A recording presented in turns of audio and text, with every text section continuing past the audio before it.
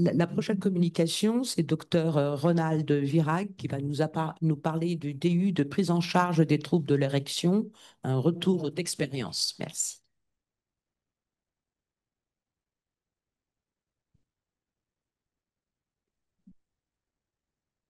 Alors, il y a une menace. Je ne pas venir à place. Mais j'ai appris que je suis désolé. Oui, je vais vous parler d'un problème tout à fait différent et qui intéresse énormément de monde et où il y a encore beaucoup d'erreurs et où l'intelligence artificielle n'a pas encore résolu tous les problèmes. Alors, avec quoi je suis là? Pourquoi faire cette communication? Parce qu'il y a quelques années, on a introduit, j'ai introduit dans cette auguste assemblée un problème qui était très peu pris en charge, qui était les troubles de l'érection masculine. Or, ce problème est particulièrement saillant puisque dans cette une, puisque c'est à la mode, extraordinairement bien documentée, faite par les Chinois sur une population d'une province entière, donc c'était plusieurs millions de personnes, ils ont analysé la fréquence de la présence de troubles de l'érection chez les hommes, bien sûr. Donc, d'une manière générale, et il y a eu de milliers d'études épidémiologiques faites sous l'instigation du laboratoire Pfizer qui avait besoin de vendre sa pilule miracle, l'affection atteint dans le monde entier plus de 30% de la population masculine dans le monde. 30 à 50% des patients consultants répondent pas ou peu à la fameuse pilule miracle. Que ce soit le sildenafil, le Cialis, le vardenafil, ils ont tous des noms, sont des inhibiteurs dits des phosphodiesterase de type 5. Et donc, et dernier point, les recommandations des sociétés scientifiques actuellement excluent tout diagnostic étiologique pour privilégier l'ascension des différentes thérapeutiques.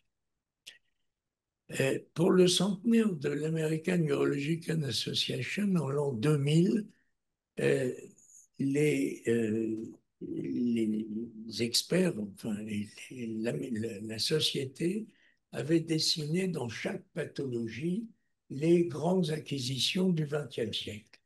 Et ils ont, sur la pathologie sexuelle, le traitement de la pathologie sexuelle, défini trois grandes acquisitions. Un, la prothèse dite de Branley-Scott, qui était la prothèse de l'implant qui était jusqu'à 82 le seul traitement efficace de la dysfonction érectile. En 1982, je ne sais pas si vous réussissez à me reconnaître là, parce que j'ai bien changé, il y a la découverte, en tout cas le constat, c'était une sérendipité du fonctionnement de la papavérine pour provoquer l'érection, et puis l'arrivée inopinée, car complètement accidentelle, du Viagra en 98. C'était les trois acquisitions majeures. Pourquoi je vous les montre? Non pas pour me vanter, mais parce que la seule qui permettait de faire un diagnostic tout de suite, c'était le fait qu'on pouvait indéfiniment reproduire une érection qui ressemblait à l'érection physiologique. C'était l'injection médicale, de l'injection de la pommade. Donc, avec cette découverte, eh bien, on a pu à la fois diagnostiquer et traiter les maladies.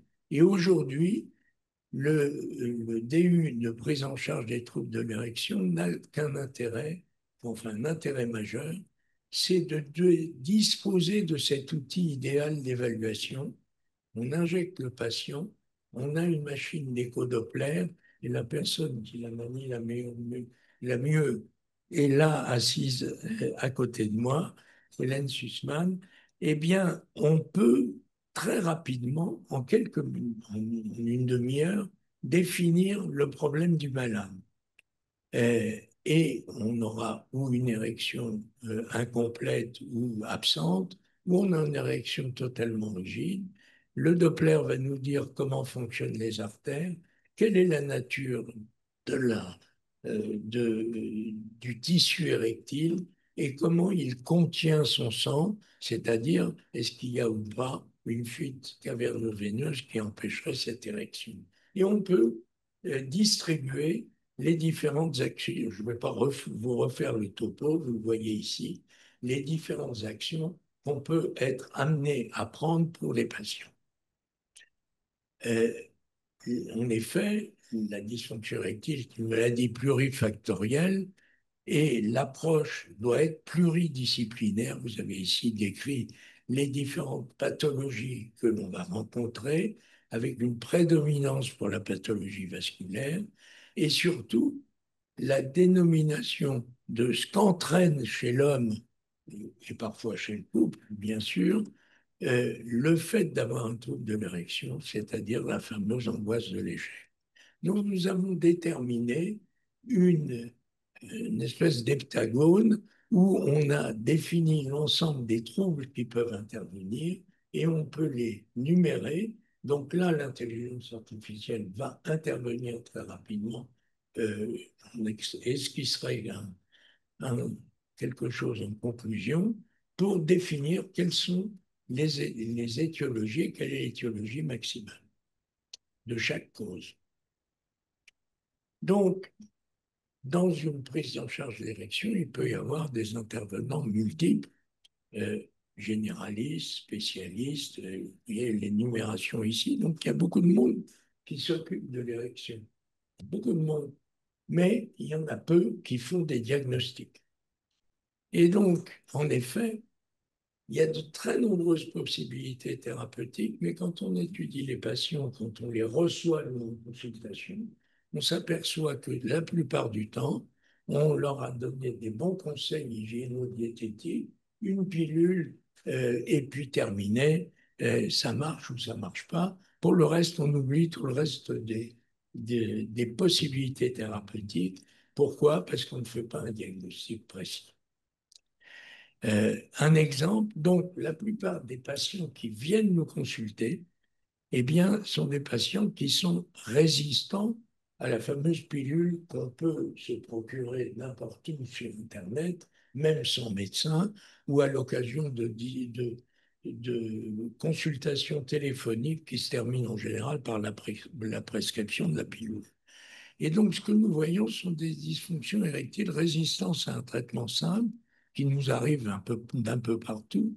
Et sur ce diagramme de scanner, qui est peut-être inexact sur les chiffres, mais qui vous montre bien que à partir de 30% des hommes qui ont dysfonction érectile, on arrive au bout du compte, grâce aux euh, différentes thérapeutiques qu'on peut leur opposer, en étudiant bien les malades, à une guérison à 95%.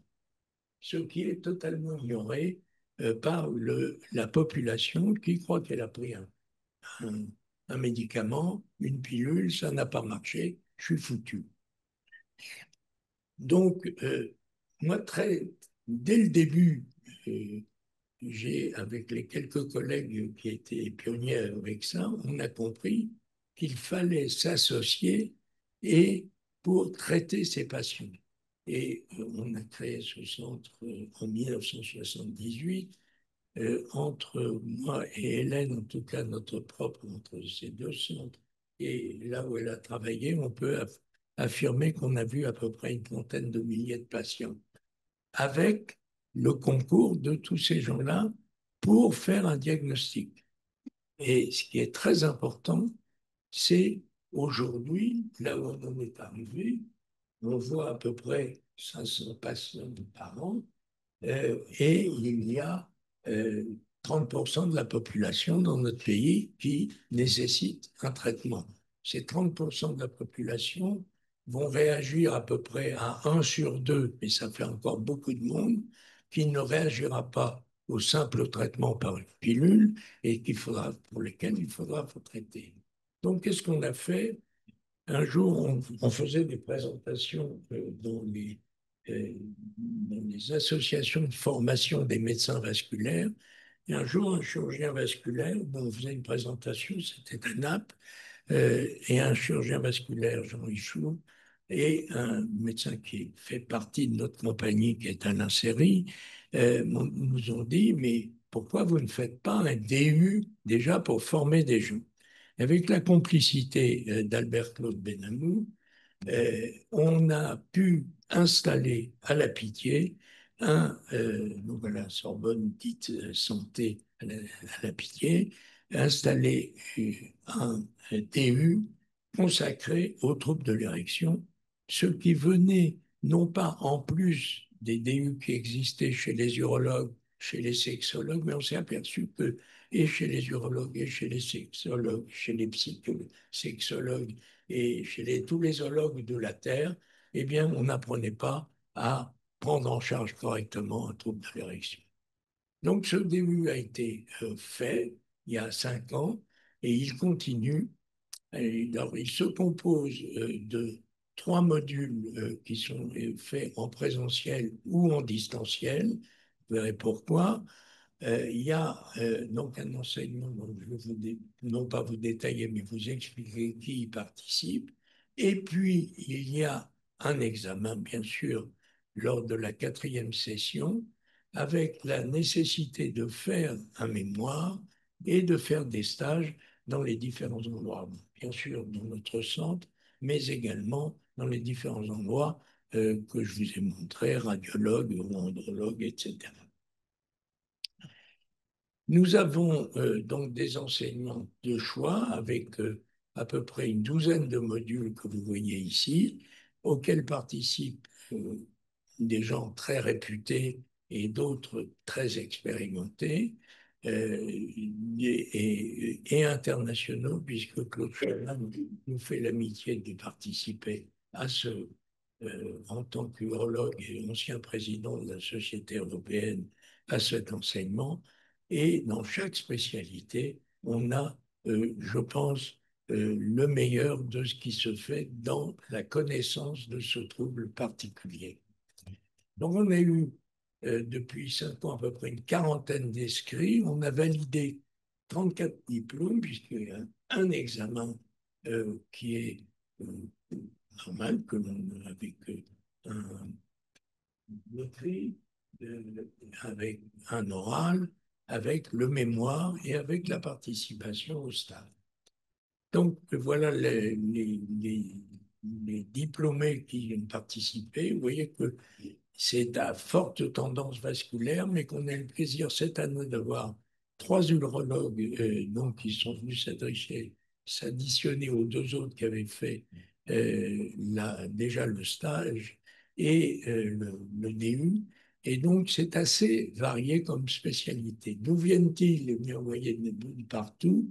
Simplement, je vous soulignais que il y a de nombreux étrangers maintenant qui demandent à venir. Cette année, on a été obligé de limiter parce que on ne veut pas prendre, on ne peut pas assumer plus de 12 personnes chaque année compte tenu de la nécessité de les avoir en stage et de leur apprendre, bien sûr, les données essentiellement pratiques et avec la technique de l'échographie et de la prise en charge avant le geste médical ou chirurgical, et après le geste chirurgical, c'est assez lourd à porter au point de vue de la présence.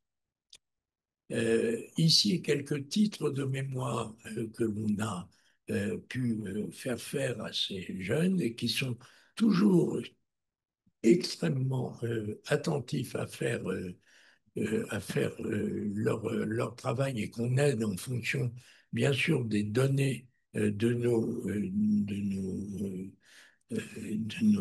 nos cas à nous. la plupart du temps, ou ils suggèrent une fonction, un sujet original que l'on adopte. Et donc, on est extrêmement sérieux parce qu'on veut pouvoir publier, bien sûr, même si, comme on l'a dit tout à l'heure, c'est extrêmement compliqué et difficile de franchir les barrières. Euh, on a des publications. Il y a eu un numéro spécial de phlébologie. On publie dans le journal français de médecine vasculaire qui, comme son nom l'indique, s'appelle Vascular Diseases maintenant. European Journal of Vascular and Endovascular Surgery à l'Académie nationale de chirurgie, vous le savez, ceux qui y appartiennent, et ainsi de suite. On a en cours trois publications très importantes. D'une part, le rapport que j'ai présenté ici, enfin le départ, c'est le rapport entre dysfonction érectile et lésion coronaire. Je vous rappelle que nous faisons à chaque fois qu'on diagnostique une atteinte des artères pudendales face à l'échographie, on fait un coroscanner. Et dans 84% des cas, on trouve des lésions coronaires, c'est-à-dire que la dysfonction érectile d'origine vasculaire est annonciatrice d'une maladie coronaire. Et il se passe, sur les Américains qui ont calculé ça, il se passe à peu près 5 ans avant qu'un accident vasculaire important survienne. Donc c'est fondamental. Eh bien, ça n'a pas été adopté.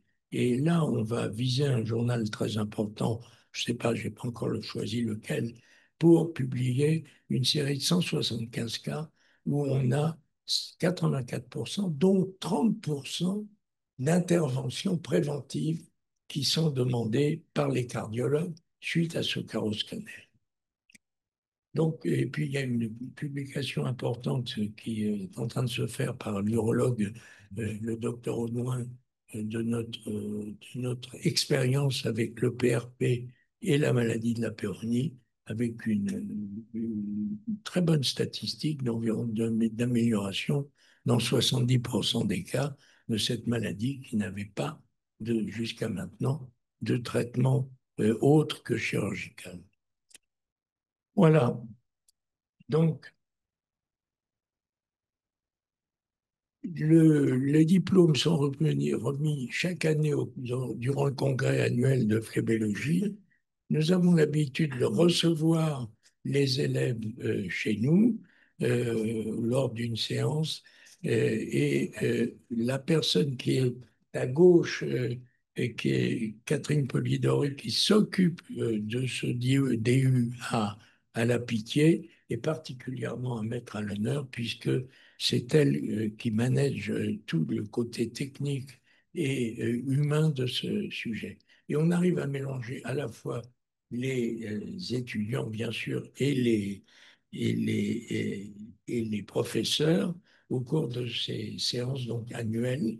Et puis, pour s'amuser, on classe, c'est pas amusant, on classe les meilleurs, les trois meilleurs DU, les trois meilleures notes, et on leur remet non pas un péniseur, mais une pénis en bois venant d'Afrique que vous connaissez, dont vous connaissez bien ça. Voilà.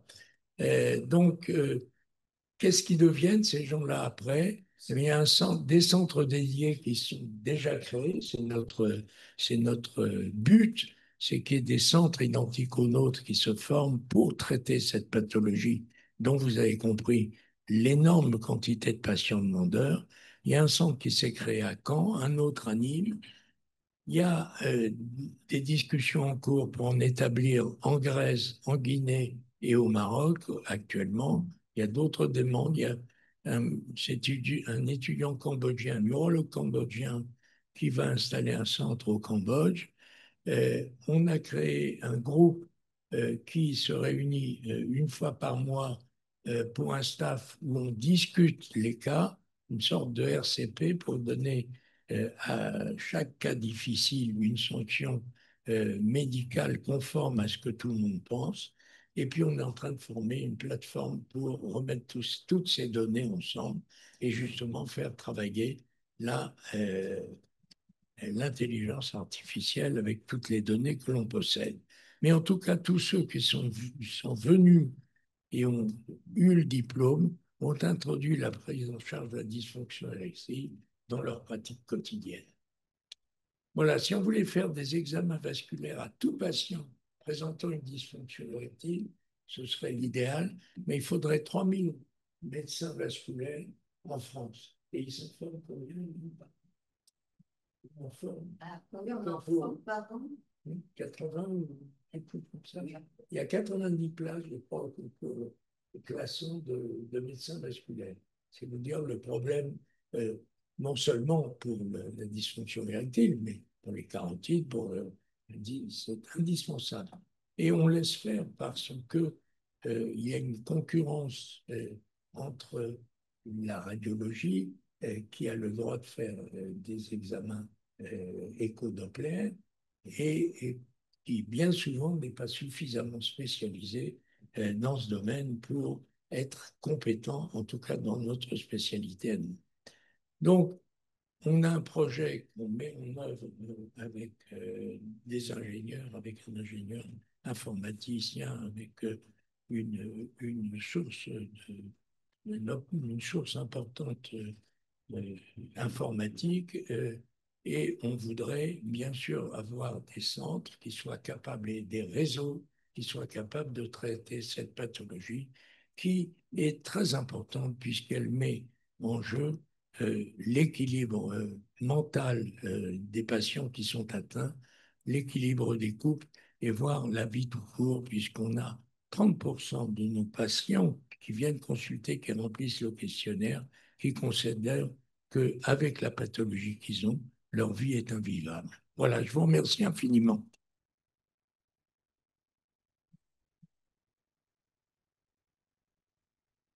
Merci beaucoup, c'est remarquable comme toujours. Et j'imagine qu'il y a des questions dans la salle. Personne n'a de problème. Oui, bravo pour avoir créé tout ça, parce qu'effectivement, vous l'avez dit, c'est une pathologie quand même très complexe et avec il faut faire les diagnostics. Et moi, ma question, c'est, il y a de la chirurgie, pas une part d'ailleurs majeure, mais est-ce qu'il y a une place déjà pour l'endovasculaire ou pas encore? Oui, alors, on l'avait déjà commencé. Alors, il y a une place pour la chirurgie vasculaire, l'endovasculaire, qu'elle soit interventionnelle au niveau des veines, euh, avec les embolisations, etc., dans les fuites veineuses, je vais présenter ici les fuites caverno-veineuses, mais depuis quelque temps, j'ai poussé, grâce à Laurent Chiche, qui a introduit dans notre groupe une jeune chirurgien vasculaire, on commence à faire une série de dilatation des artères pudendales. C'est compliqué, c'est difficile, car c'est beaucoup plus petit que l'artère coronaire, qui est le modèle, bien sûr, que l'on voudrait adopter. Mais je dois dire, c'est encore tôt, on a des résultats immédiats qui sont intéressants. Et j'ai peur qu'il y ait des rosténoses secondaires, compte tenu du fait qu'on ne peut qu'exceptionnellement mettre des stents, donc c'est difficile. D'autre part, l'amélioration de l'hémodynamique est une chose, l'amélioration clinique derrière en est une autre. Il faut confronter les deux. Mais on est extrêmement attentif, alors là, on tient un registre de toutes nos interventions et on pourra vous le dire peut-être dans un an déjà pour une première appréciation. Merci beaucoup.